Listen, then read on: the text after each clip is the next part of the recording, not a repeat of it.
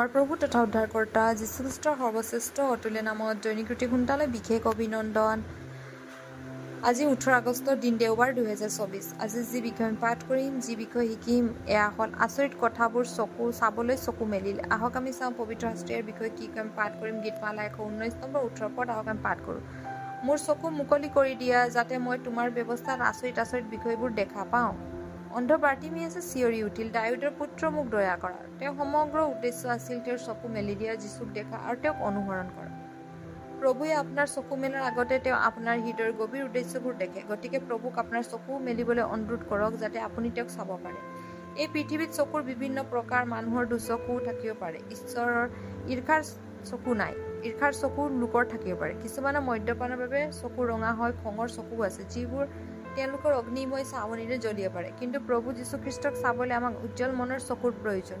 সপোনৰ দৰ্শন চাবলৈ আমাক বিশ্বাসৰ চকুৰ প্ৰয়োজন। ৰজা দাউদে আন এক ধৰণৰ চকুৰ বাবে প্ৰাৰ্থনা কৰিছিল, যাতে তেওঁ শাস্ত্ৰৰ আচৰিত কথাবোৰ দেখা পায়। গীতমালা 119 নম্বৰ 18 পদ পঢ়িলে আমি পাওঁ, যিসকল শাস্ত্ৰখন তলৰ পৰা পঢ়ে তেওঁলোকে ইয়াৰ ৰহস্যবোৰ বুজিব নোৱাৰে। যদি আপুনি শাস্ত্ৰৰ প্ৰকাশ আৰু ঈশ্বৰৰ বাক্য লুকাই থকা কথাবোৰ অন্বেষণ কৰিব বিচাৰে, তেন্তে আপুনি পদবোৰৰ ওপৰত ধ্যান কৰিব লাগিব আৰু ইয়াৰ গভীৰতালৈ যাব লাগিব।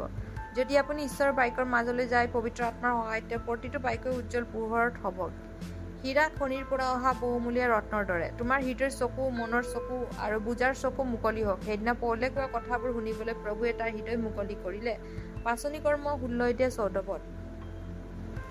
গীতমালা 119 পদত সমগ্ৰ শাস্ত্ৰৰ মহিমা প্ৰতিফলিত হৈছে। এইটোৱে হৈছে বাইবেলৰ আটাইতকৈ দীঘলীয়া গীতমালাৰ অধ্যায়। ইয়াত মুঠ 186টা পদ আছে। সকলো পদে শাস্ত্ৰৰ গুৰুত্বৰ কথা বুজাইছে। চকু মেলিলে আপুনি শাস্ত্ৰৰ গভীৰতাৰ লুকাই থকা কথাবোৰ জানিব পাৰিব, যিবোৰ আত্মা আৰু জীৱন।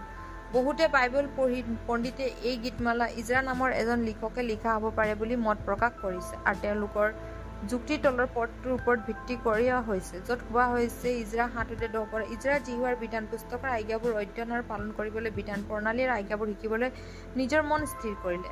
ঈশ্বৰৰ সন্তানসকল, আপুনি সোণ আৰু ৰূপৰ প্ৰচুৰতাকৈ ঈশ্বৰৰ বাক্য, পবিত্ৰ বাইবেলক অধিক গুৰুত্ব দিয়া উচিত। সোৱাদ লওঁতে মৌ আৰু মৌচাক মিঠাকৈ পাব। মন কৰিবলগীয়া ধ্যান কৰা সন্ধিয়াৰ বাবে যি পাঠ, এয়া হ'ল যিশয়া 29-18 পদ আহক আমি পাঠ কৰোঁ। সেইদিনা কলাসকলে পুস্তকখন বাক্য শুনিব আৰু অন্ধসকলৰ চকুৱে অন্ধকাৰৰ মাজৰ পৰা দেখিবলৈ পাব। আজি পবিত্ৰ বাক্য পঢ়াৰ যোগেদি প্ৰভু যীশুৱে পৰোঠা সকলো প্ৰতিষ্ঠা ৰখিমা কৃপাত আজি পালে সদায় কালৈকে সকলো কথা ধন্যবাদ।